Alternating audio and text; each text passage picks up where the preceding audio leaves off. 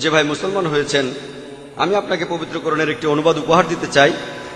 আপনি স্টেজে চলে আসুন।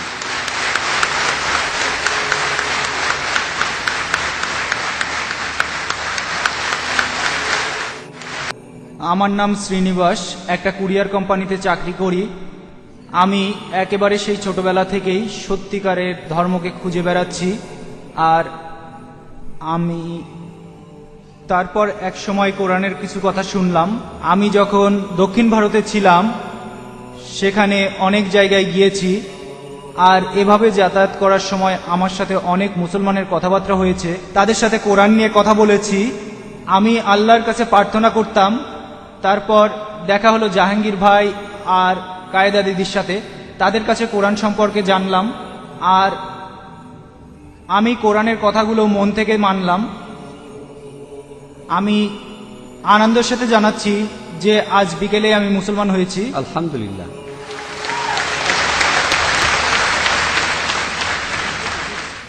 এই অনুষ্ঠানের আগে এই এক্সিবিশন হলে, আর আমি আসলে কয়েকটা প্রশ্ন করতে চাই ডাক্তার জাকির নায়েকের কাছে। অবশ্যই। তার একটা হলো, আমার কাছে এখনো কোনো কোরআন শরীফ নেই। আমি লোকজনের মুখে কোরআনের আয়াত শুনেছি, তার মধ্যে আমার কয়েকটা আয়াত মনে আছে। যেমন সূরা ইসরার 40 নম্বর আয়াত বলছে, আল্লাহ কি তোমাদের পুত্র দিয়েছে আর তিনি ফেরেশতাদের কন্যা রূপে গ্রহণ করেছেন। আমি এই আয়াতটা বুঝতে পারিনি। এছাড়া আরেকটা প্রশ্ন, হারুর জিনিসটা কি? জি, হারুর বেহেশতের সঙ্গী। হুর। হুর যখন মানুষ বেহেশতে যাবে তখন এই সঙ্গীরা থাকবে। ভাই, আপনি বলছেন হুর। হুর, হ্যাঁ, হুর। হুর ঠিক বেহেশতের বলেছেন, হুর। বেহেশতের সঙ্গী। ভাই, আপনি কোরআনের একটি আয়াত বললেন আর সেই আয়াতটা নিয়ে প্রশ্ন করলেন। তবে তার আগে আপনাকে অভিনন্দন জানাই, শান্তির এই ধর্মে স্বাগতম। ধন্যবাদ।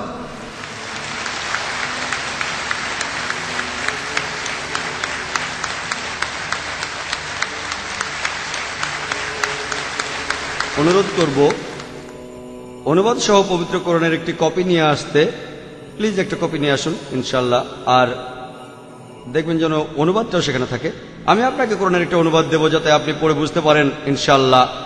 এবার আপনার প্রশ্নটা, পবিত্র কোরআনের একটি আয়াতে বলা হয়েছে যে তোমরা কি কন্যাদের আল্লাহকে দিচ্ছ আর পুত্ররা তোমাদের। এই আয়াতে যেটা বলা হয়েছে, আর আমার লেকচারও বলেছি, আল্লাহ পবিত্র কোরআনের সূরা ইখলাসের 3 নম্বর আয়াতে বলছেন, লাম ইয়ালিদ ওয়া লাম ইউলাদ, তিনি জন্মাননি, জন্ম দেননি, মহান সৃষ্টিকর্তা, তার কোনো সন্তান নেই। এখানে তর্কের খাতিরে বলা হচ্ছে যে তোমরা আল্লাহকে শুধু সন্তানই দিচ্ছ না, তাকে কন্যা সন্তান দিচ্ছ আর পুত্ররা তোমাদের। এটা একটা রূপক প্রশ্ন। আল্লাহকে কোনো সন্তান দেওয়াটাই ভুল। আর শুধু সন্তানই দিচ্ছ না, তাকে কন্যা সন্তান দিচ্ছ আর পুত্ররা তোমাদের। এটার অর্থ তোমরা আল্লাহকে ছোট করছো, কারণ শেষ সময় মানুষের সমাজে পুত্র সন্তানকে অনেক সম্মান দেওয়া হতো। তাহলে আল্লাহকে ছোট করছে কেন?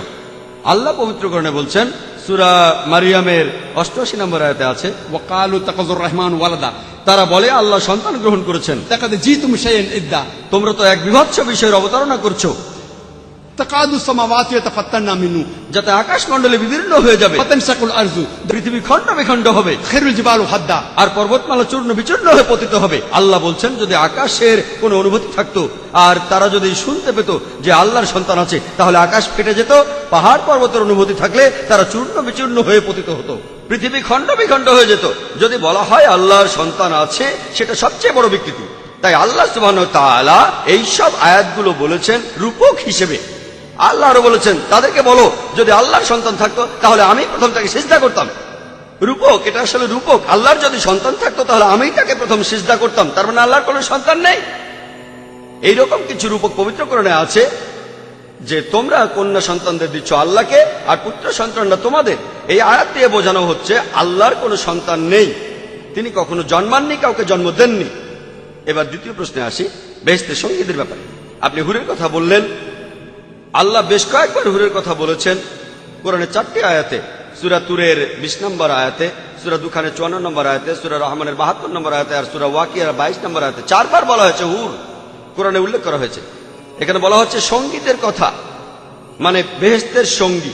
ইহকালের এই জীবনটা আসলে পরীক্ষা, পরকালে যদি বেহেশতে যান সেখানকার সঙ্গী। বলা আছে তাদের চোখগুলো খুব সুন্দর হবে, তারা হবে মহিলা, একজন প্রশ্ন করেছিল যে বেহেশতে, আপনি যদি বেহেশতে যান, পুরুষরা যদি সুন্দরী মেয়েদের পায় তাহলে মহিলারা সেখানে কি পাবে? বেহেশতে গেলে পুরুষরা সুন্দর সুন্দর মেয়েদের পাবে, তাহলে মহিলারা সেখানে কি পাবে? এই প্রশ্নটা একবার আয়েশা রাদিয়াল্লাহু তাআলা আনহাকে করা হয়েছিল। মহিলারা সেটাই পাবে তাদের হৃদয় যেটা আশা করেনি, তাদের চোখ যেটা দেখেনি, তাদের কান যেটা শোনেনি। এই হলো জান্নাতের বর্ণনা।